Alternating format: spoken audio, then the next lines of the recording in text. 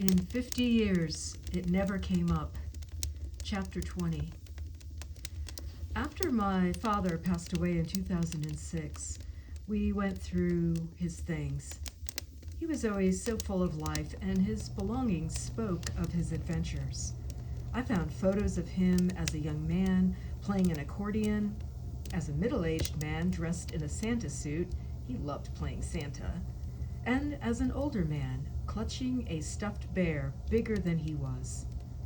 In another photo, taken on his 80th birthday, he was riding a roller coaster with a bunch of 20-somethings, and he had this great grin on his face. In my dad's things, I came upon mysteries that made me smile. My dad had a photo of himself.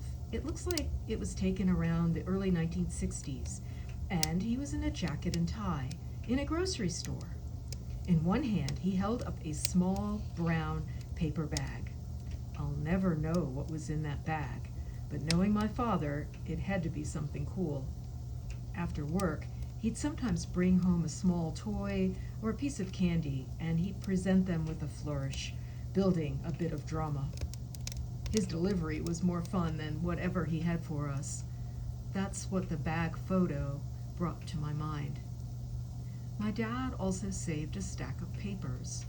There were letters regarding his insurance business and documents about his charitable projects.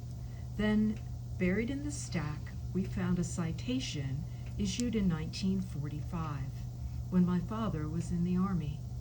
The citation for heroic achievement came from the Commander General of the 75th Infantry Division. On April 11, 1945, my father's infantry company was attacked by German forces, and in the early stages of battle, heavy artillery fire led to 8 casualties. According to the citation, quote, "With complete disregard for his own safety, Private Posh leapt from a covered position and commenced treating the wounded men while shells continued to fall in the immediate vicinity. So successfully did this soldier administer medical attention that all the wounded were evacuated successfully." End quote. In recognition of this, my dad, then 22 years old, was issued the Bronze Star for Valor. In the 50 years my parents were married, in the thousands of conversations my dad had with me, it had just never come up. And so there I was, weeks after his death, getting another lesson from him about the meaning of sacrifice and the power of humility. Chapter 21, Jay. I've asked Jay what she has learned since my diagnosis. Turns out she could write a book titled, "Forget the Last Lecture, Here's the Real Story." She's a strong woman, my wife. I admire her directness, her honesty, her willingness to tell it to me straight, even now with just months to go. We try to interact with each other as if everything is normal and our marriage has decades to go. We discuss, we get frustrated, we get mad, we make up. Jay says she's still figuring out how to deal with me, but she's making headway. "You're always the scientist, Randy," she says. "You want science? I'll give you science." She used to tell me she had a gut feeling about something. Now, instead, she brings me data. For instance, we were going to visit my side of the family over this past Christmas, but they all had the flu. Jay didn't want to expose me or our kids to the chance of infection. I thought we should take the trip. After all, I won't have many more opportunities to see my family. "We'll all keep our distance," I said. "We'll be fine." Jay knew she needed data. She called a friend who is a nurse. She called 2 doctors who live up the street. She got their medical opinions. They said it wouldn't be smart to take the kids. "I've got unbiased, third-party medical authorities, Randy," she said, "and here's their input." Presented with the data, I relented. I went for a quick trip to see my family, and Jay stayed home with the kids. I did not get the flu. I know what you're thinking. Scientists like me probably aren't always easy to live with. Jay handles me by being frank. When I've gone off course, she lets me know, or she gives me a warning. Something's bugging me. I don't know what it is. When I figure it out, I will tell you. At the same time, given my prognosis, Jay says she's learning to let some of the little stuff slide. That's a suggestion from our counselor, Dr. Reese, who has a gift for helping people recalibrate their home lives when one spouse has a terminal illness. Marriages like ours have to find a way to a new normal. I'm a spreader. My clothes, clean and dirty, are spread around the bedroom, and my bathroom sink is cluttered. It drives Jay crazy. Before I got sick, she'd say something, but Dr. Reese had advised her not to let the small things trip us up. Obviously, I ought to be neater. I owe Jay many apologies, but she has stopped telling me about the minor stuff that bugs her. Do we really want to spend our last months together arguing that I haven't hung up my khakis? We do not. So now Jay kicks my clothes into a corner and moves on. A friend of ours suggested that Jay keep a daily journal, and Jay says it helps. She writes in there the things that get on her nerves about me. Randy didn't put his plate in the dishwasher tonight, she wrote one night. He just left it there on the table and went to his computer. She knew I was preoccupied, heading to the internet to research possible medical treatments. Still, the dish on the table bothered her, and I can't blame her. She also wrote about it, felt better, and again, we didn't have to get into an argument. Jay tries to focus on each day rather than on the negative things down the road. It's not helpful if we spend every day dreading tomorrow, she says. This last New Year's Eve, though, was very emotional and bittersweet in our house. It was Dylan's 6th birthday, so there's a celebration. We were also grateful that I had made it into the new year. But we couldn't bring ourselves to discuss the elephant in the room, the future New Year's Eves, without me. I took Dylan to see a movie that day, Mr. Megorium's Wonder Emporium, about a toy maker. I had read online the description of the film, but it didn't mention that Mr. Megorium had decided it was time to die and hand over the shop to an apprentice. So there I was at the theater with Dylan on my lap, and he was crying about how Mr. Megorium was dying. Dylan didn't yet know my prognosis. If my life were a movie, that scene of me and Dylan would get slammed by critics for over-the-top foreshadowing. There was one line in the film, however, that remains with me. Oh, I have to pause for a cat. Hold on. The apprentice, Natalie Portman, tells the toy maker, Justin Hoffman, that he can't die. He has to live. And he responds, I already did that. Later that night, as the new year approached, Jay could tell I was depressed. To cheer me up, she reviewed the past year and pointed out some of the wonderful things that had happened.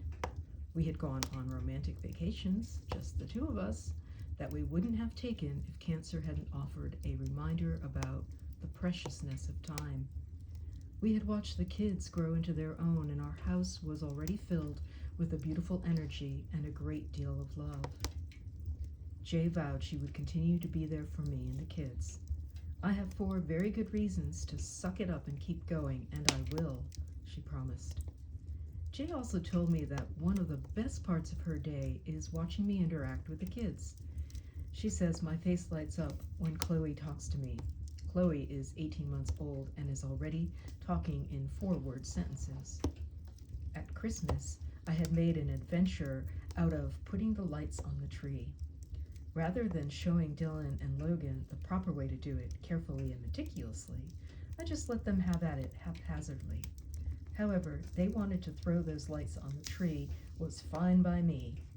We got a video of the whole chaotic scene, and Jay says it was a magical moment that will be one of her favorite memories of our family together. Jay has gone on websites for cancer patients and their families, and she finds useful information there. But she can't stay on too long. So many of the entries begin, the fight is over, Jim's fight is over. I don't think it's helpful to keep reading all of that, she says.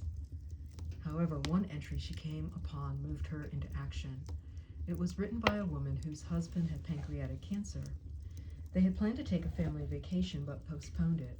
He died before they could reschedule. Go on those trips you've always wanted to take, the woman advised other caregivers. Live in the moment.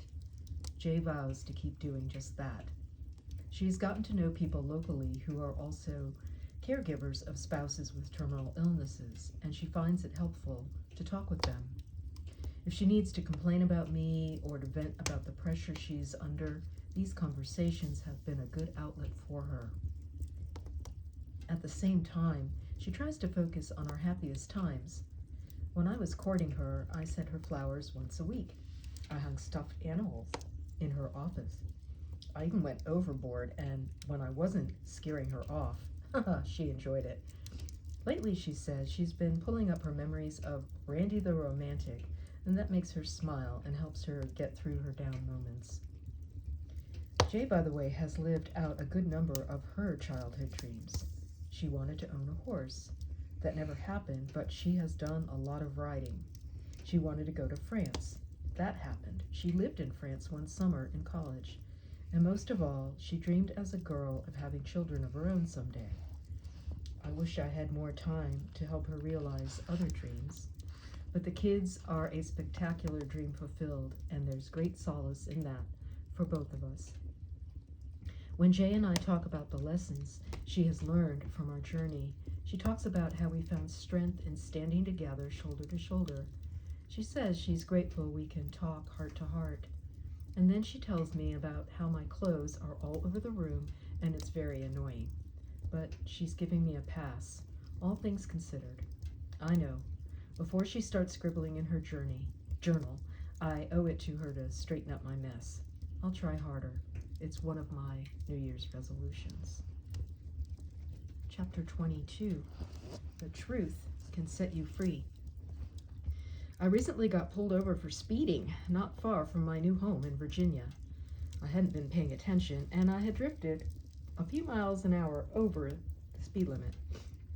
Can I see your license and registration? The police officer asked me.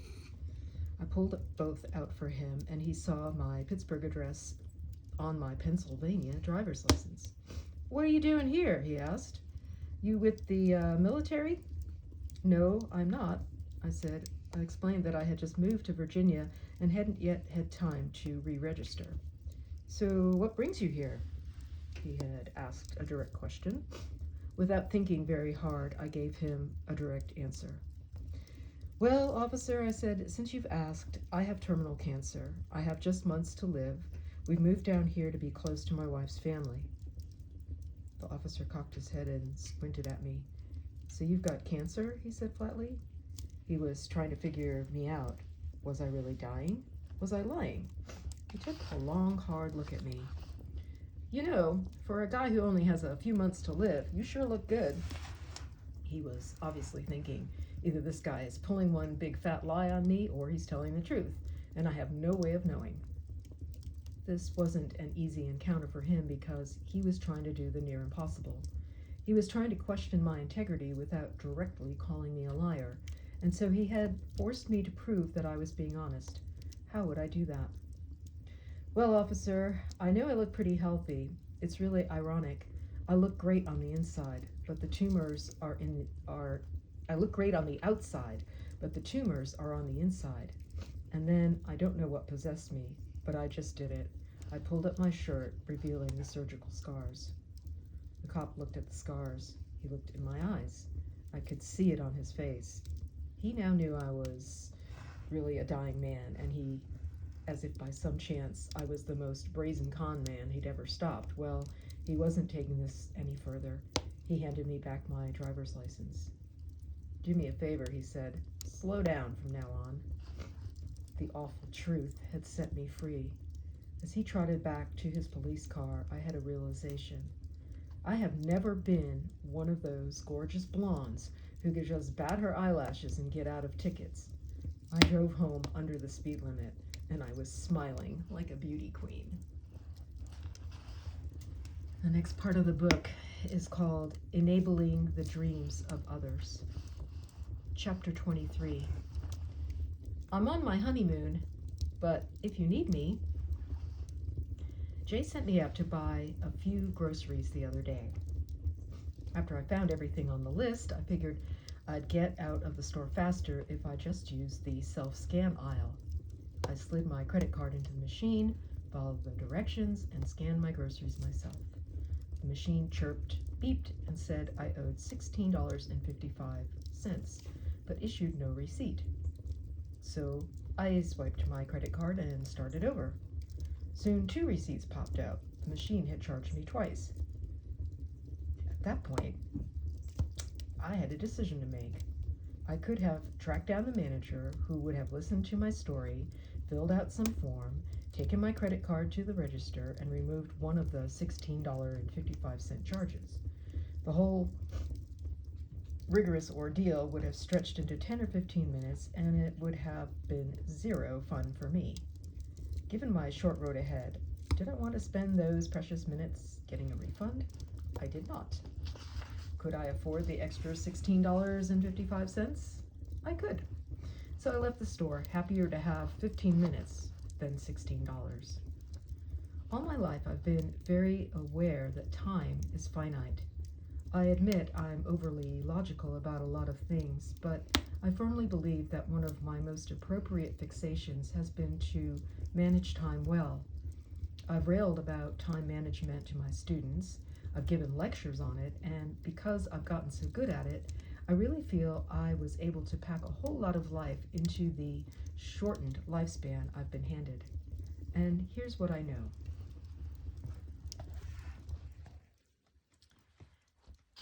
Time must be explicitly managed like money. My students would sometimes roll their eyes at what they called poshisms, but I stand by them, urging students not to invest time on irrelevant details. I'd tell them, it doesn't matter how well you polish the underside of the banister. You can always change your plan, but only if you have one. I'm a big believer in to-do lists. It helps us break life into small steps. I once put get tenure on my to-do list. That was naive. The most useful to-do list breaks tasks into small steps. It's like when I encouraged Logan to clean his room by picking up one thing at a time. Ask yourself, are you spending your time on the right things? You may have causes, goals, interests. Are they even worth pursuing? I long held onto a clipping from a newspaper in Roanoke, Virginia. It featured a photo of a pregnant woman who had lodged a protest against a local construction site. She worried the sound of jackhammers was injuring her unborn child. But get this, in the photo, the woman is holding a cigarette. If she cared about her unborn child, the time she spent railing against jackhammers would have been better spent putting out the cigarette. Develop a good filing system. When I told Jay I wanted to have a place in the house where we could file everything in alphabetical order, she said I sounded way too compulsive for her taste. I told her, filing in alphabetical order is better than rummaging around and saying, I know it was blue, and I know I was eating something when I had it. Rethink the telephone. I live in a culture where I spend a lot of time on hold listening to, your call is very important to us. Yeah, right.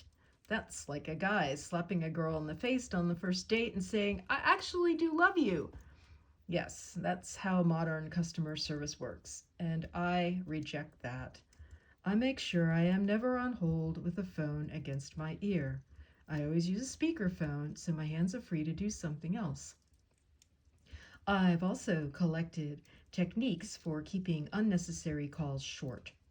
If I'm sitting while on the phone, I never put my feet up. In fact, it's better to stand when you're on the phone. You're more apt to speed things along. I also like to have something in view on my desk that I want to do, so I'll have the urge to wrap things up with the caller. Over the years, I've picked up a couple other phone tips. Want to dispatch telemarketers quickly? Hang up while you're doing the talking and they're listening. They'll assume your connection went bad and they will move on to their next call. That's a good one. Want to have a short phone call with someone? Well, just call them at 11:55 a.m. or right before lunch. They will talk fast. You may think you are interesting, but you are not more interesting than their lunch. Delegate. As a professor, I learned early on that I could trust a bright 19-year-old student with the keys to my kingdom, and most of the time they were responsible and impressive.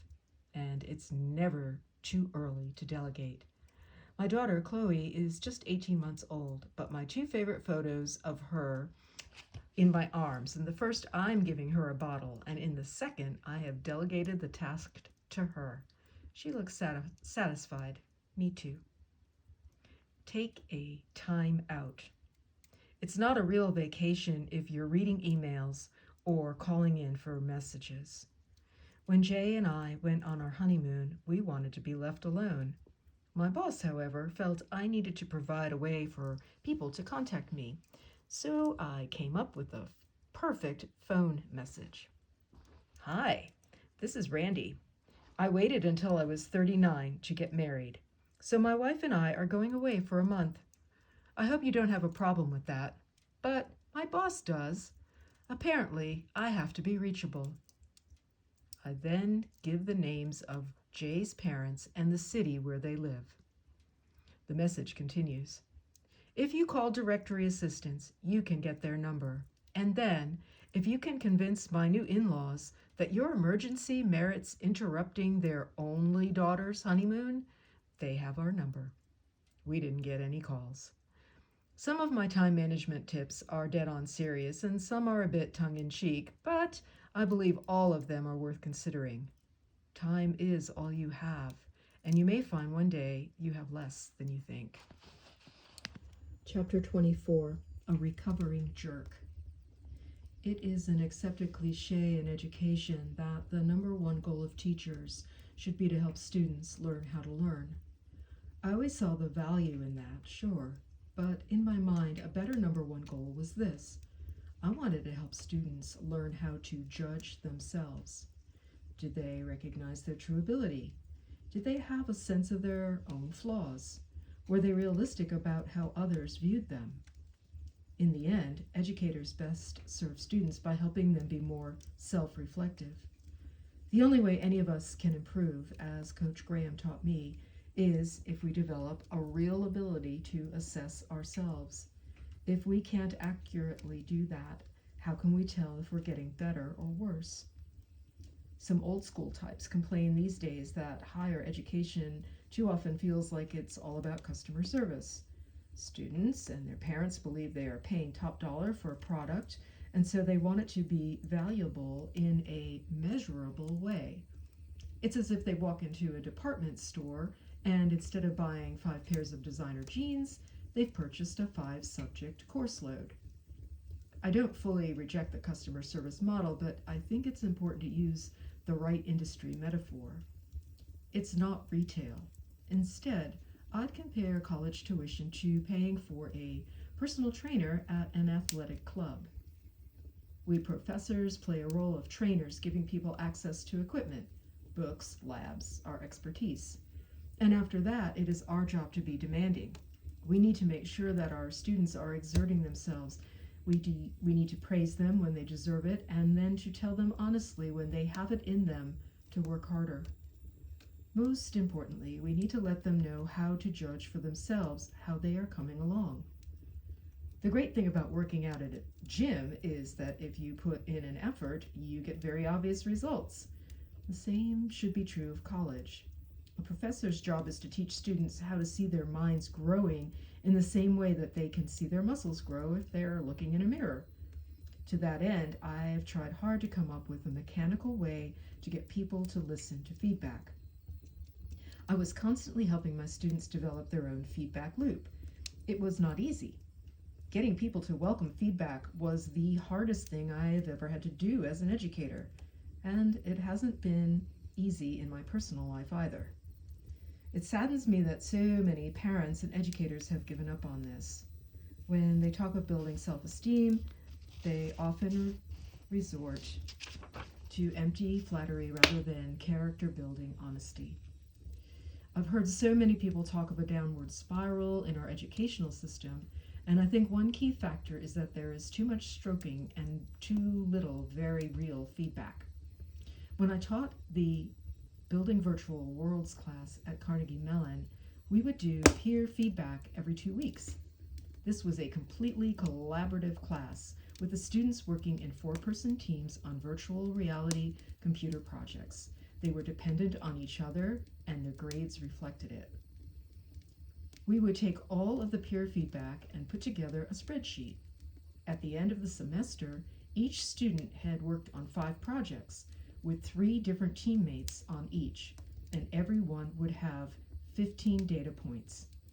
That was a pragmatic, statistically valid way to look at themselves.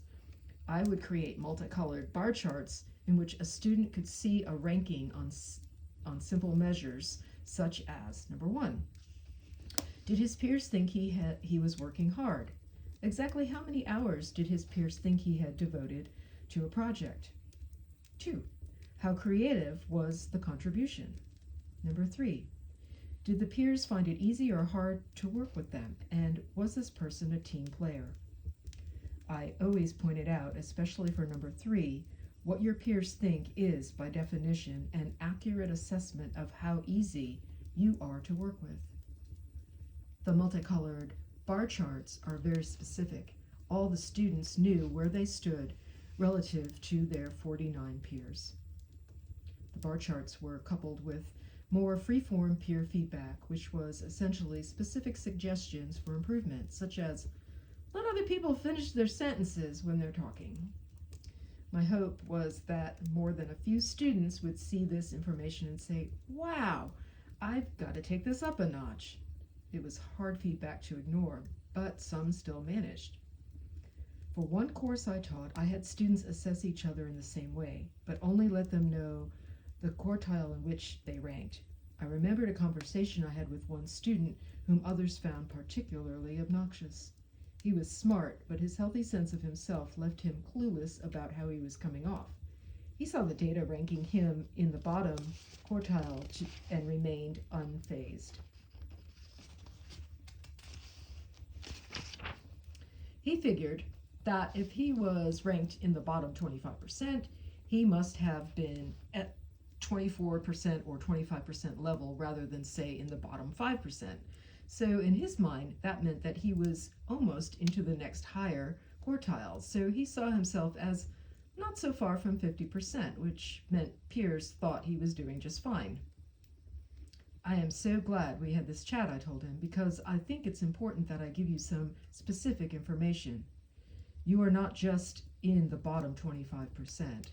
Out of the 50 students in the class, your peers have ranked you dead last. You are number 50. You have a serious issue. They say you are not listening. You're hard to get along with. It's not going well. The student was shocked. They're always shocked. He had had all of these rationalizations, and now here I was giving him some hard data. And then I told him the truth about myself. I used to be just like you, I said. I was in denial, but I had a professor who showed me he cared about me by smacking the truth into my head. And here's what makes me special. I listened. The student's eyes widened. I admit it, I told him. I'm a recovering jerk, and that gives me the moral authority to tell you that you can be a recovering jerk too. For the rest of the semester, the student kept himself in check. He improved. I'd done him a favor, just as Andy Van Dam had done it for me years earlier. Chapter 25, Training a Jedi. It's a thrill to fulfill your own childhood dreams, but as you get older, you may find that enabling the dreams of others is even more fun. When I was teaching at the University of Virginia in 1993, a 22-year-old artist-turned-computer graphics whiz named Tommy Burnett wanted a job on my research team. After we talked about his life and goals, he suddenly said, "Oh, and I've always had this childhood dream." Anyone who uses childhood and dream in the same sentence usually gets my attention. "And what is your dream, Tommy?" I asked. "I want to work on the next Star Wars film," he said. Now, remember, this is 1993. The last Star Wars movie had been made in 1983, and there were no concrete plans to make any more. I explained this. "That's a tough dream to have because it'll be hard to see it through," I told him.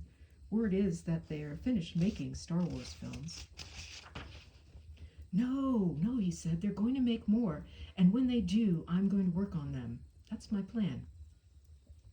Tommy was 6 years old when the first Star Wars came out in 1977. Other kids wanted to be Han Solo, he told me. Not me. I want to be the guy who made the special effects, the spaceships, the planets, the robots. He told me that as a boy, he had read most technical Star Wars articles he could find. He had all the books that explained how the models were built and how the special effects were achieved. As Tommy spoke, I had a flashback to my own childhood visit to Disneyland and how I had this visceral urge to grow up and create those kinds of rides. I figured Tommy's big dream would never happen, but it might serve him well somehow. I could use a dreamer like that. I knew from my NFL desires that even if he didn't achieve this dream would still serve him well, and so I asked him to join our research team. Tommy will tell you I was a pretty tough boss, and as he now recalls it, I rode him hard and had very high expectations. But he also knew that I had his best interests at heart. He compared me to the demanding football coach. I guess I was channeling Coach Graham. Tommy also says that he learned not just about virtual reality programming from me, but also about how to work with colleagues and be like a family of sorts. He remembered me telling him, "I know you're smart, but everyone here is smart. Smart isn't enough. The kind of people I want on my research team are those who will help everyone else feel happy to be here." Tommy turned out to be just that kind of team player. After I got tenure, I brought Tommy and the others on my research team down to Disney World as a way of saying thanks. When I moved on to Carnegie Mellon, every member of my team from the University of Virginia came with me. Everyone except Tommy. He couldn't make the move. Why? Because he had been hired by producer-director George Lucas's company, Industrial Light and Magic, and it's worth noting that they didn't hire him for his dream. They hired him for his skills. In his time with our research group, he had become an outstanding programmer in the Python language, and which, as luck would have it, was the language of choice in their shop. Luck is indeed where preparation meets opportunity. Well, it's not hard to guess where this story is going. 3 new Star Wars films would be made in 1999, 2002, and 2005, and Tommy would end up working on all of them. On Star Wars Episode II, Attack of the Clones, Tommy was the lead technical director. There was an incredible 15-minute battle scene on a rocky red planet pitting clones against droids, and Tommy was the guy who planned it all out. He and his team used photos of the Utah desert to create a virtual landscape for the battle. Talk about cool jobs. Tommy had one that let him spend each day on another planet. A few years later, he was gracious enough to welcome me and my students on a visit to the Industrial Light and Magic. My colleague, Don Martinelli, had started an awesome tradition of taking students on a trip out west every year, so they could check out entertainment and high-tech companies that might give them a start in the world of computer graphics. By then, a guy like Tommy was a god to these students. He was living their dreams. Tommy sat on a panel with 3 other former students of mine, and as my career students asked questions, this particular bunch of current students was still unsure of what to make of me. I'd been my usual self, a tough teacher with high expectations and some quirky ways. Excuse me. And they weren't at the point where they appreciated that. I'm a bit of a acquired taste in that sense, and after only 1 semester, some were still noticeably wary of me. The discussion turned to how hard it was to get a first break in the movie business, and someone wanted to know about the role of luck. Tommy volunteered to answer that question. It does take a lot of luck, he said, but all of you are already lucky. Getting to work with Randy and learn from him, that's some kind of luck right there. I wouldn't be here if not for Randy. I'm the guy who has floated in zero gravity, but I was floating even higher that day. I was incredibly appreciative that Tommy felt I helped him enable his dreams. But what made it really special was that he was returning the favor by enabling the dreams of my current students and helping me in the process. That moment turned out to be a turning point in my relationship with that class because Tommy was passing it on. Chapter 26. They just blew me away. People who know me say I'm an efficiency freak. Obviously, they have me pegged. I'd always rather be doing 2 useful things at once, or better yet, 3. That's why, as my teaching career progressed, I started to ponder this question. If I could help individual students one-on-one as they work towards achieving their childhood dreams, was there a way I could do it on a larger scale? I found that larger scale after I arrived at Carnegie Mellon in 1997 as an associate professor of computer science. My specialty was human-computer interaction, and I created a course called Building Virtual Worlds, or BVW for short. The premise was not so far removed from the Mickey Rooney, Judy Garland idea of let's put on a show, only it was updated for the age of computer graphics, 3D animation, and the construction of what we called immersion, helmet-based, interactive virtual reality worlds. I opened the course to 50 undergraduates from all different departments of the university. We had actors, English majors, and sculptors mixed in with engineers, math majors, and computer geeks. These were students whose paths might never have had any reason to cross, given how autonomous the various disciplines at Carnegie Mellon could be.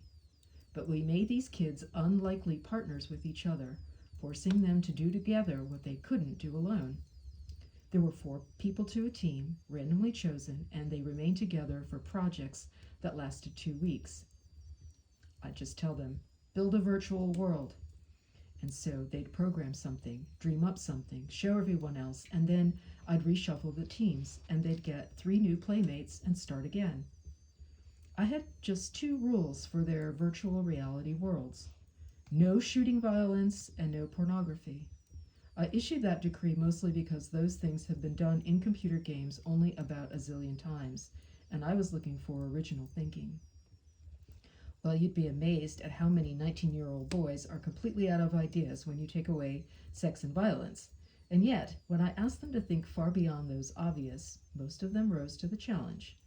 In fact, the first year I offered the course, the students presented their initial projects, and they just blew me away. Their work was literally beyond my imagination.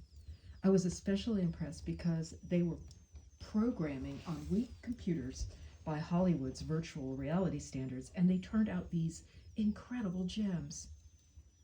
I had been a professor for a decade at that point, and when I started the BVW, I didn't know what to expect.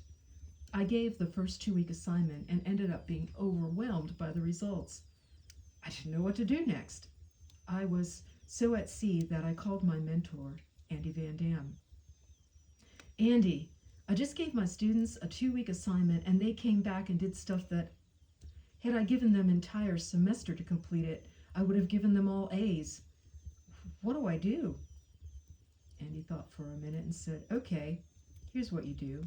Go back into class tomorrow, look them in the eyes and say, guys, that was pretty good, but I know you can do better. His answer left me stupefied, but I followed his advice, and it turned out to be exactly right.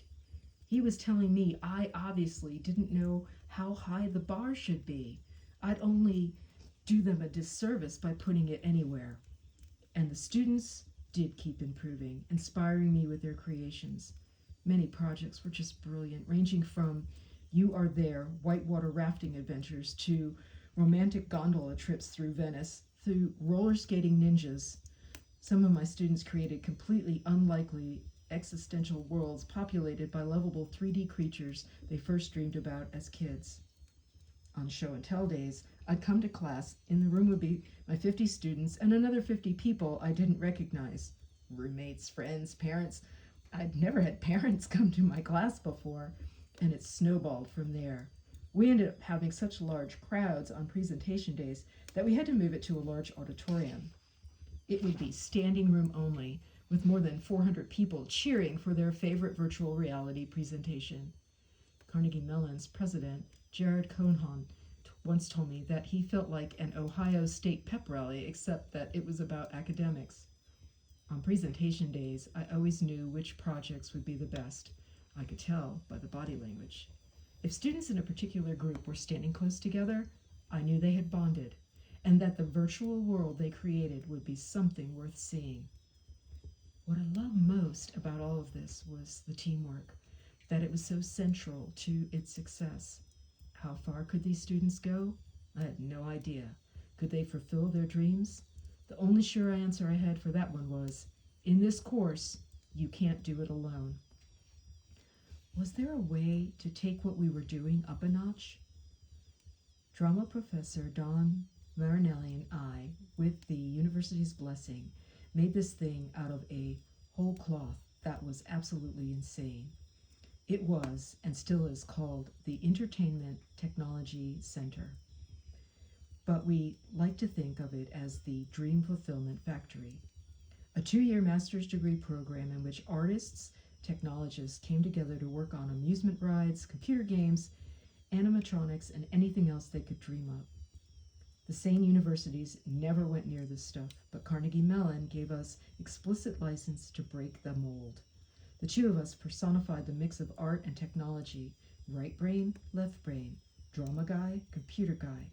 Given on how different Dawn and I were, at times we became each other's brick walls. But we always managed to find a way to make things work. The result was that students often got the best of our divergent approaches, and they certainly got role models of how to work with people different from themselves. The mix of freedom and teamwork made the feeling in the building almost, absolutely electric. Companies rapidly found out about us and were actually offering written 3-year commitments to hire our students, which meant they were promising to hire people we didn't even admit yet. Don did 70% of the work on the ETC and deserves more than 70% of the credit. He also created a satellite campus in Australia with plans for other campuses in Korea and Singapore. Hundreds of students I will never know all over the world will be able to fulfill their craziest childhood dreams. That feels great. Chapter 27, The Promised Land. Enabling the dreams of others can be done on several different scales. You can do it one-on-one, the way I worked with Tommy and the Star Wars Dreamer. You can do it with 50 or 100 people at a time, the way we did it in Building Virtual Worlds class or at the ETC. And if you have large ambitions and the measure of chutzpah, you can attempt to do it on a grand scale, trying to enable the dreams of millions of people. I'd like to think that the story of Alice, the Carnegie Mellon software teaching tool I was lucky enough to help develop. Alice allows introductory computer students and anyone else, young or old, to easily create animations for telling a story, playing an interactive game, or making a video. It uses 3D graphics, drag and drop techniques to give users a more engaging, less frustrating first programming experience. Alice is offered free as a public service by Carnegie Mellon to more than 1 million people have downloaded it. In the years ahead, usage is expected to soar. To me, Alice is infinitely scalable. It's scalable to the point where I can picture tens of millions of kids using it to chase their dreams. From the time we started Alice in the early 1990s, I've loved that it teaches computer programming by use of a head fake. Remember the head fake? That's when you teach somebody something by having them think they're learning something else.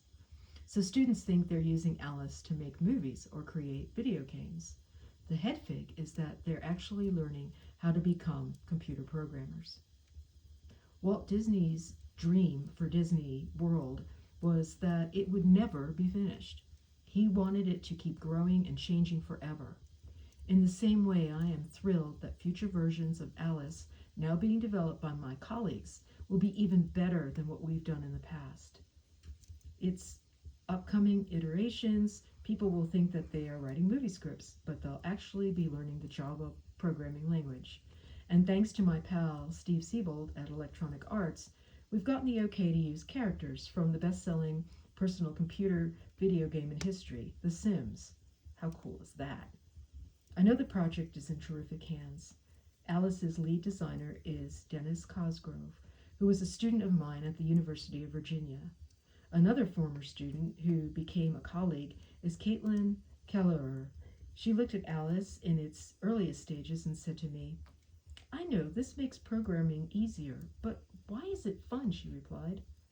"Well, I'm a compulsive male and I like to make little toy soldiers move around in my command, and that's fun." So Caitlin wondered how Alice could be made just as fun for girls, and figured storytelling was the secret to getting them interested. For her PhD dissertation, she built a system called Storytelling Alice. Now a computer science professor at Washington University in St. Louis, Dr. Kelleher, is developing new systems that revolutionize how young girls can get their first programming experiences. She demonstrated that if it is presented as a storytelling activity, girls become perfectly willing to learn how to write software. In fact, they love it. It's also worth noting that it in no way turns the boys off. Everybody loves telling stories. It's one of the truly universal things about our species. So in my mind, Caitlin wins the all-time Best Head Fake award.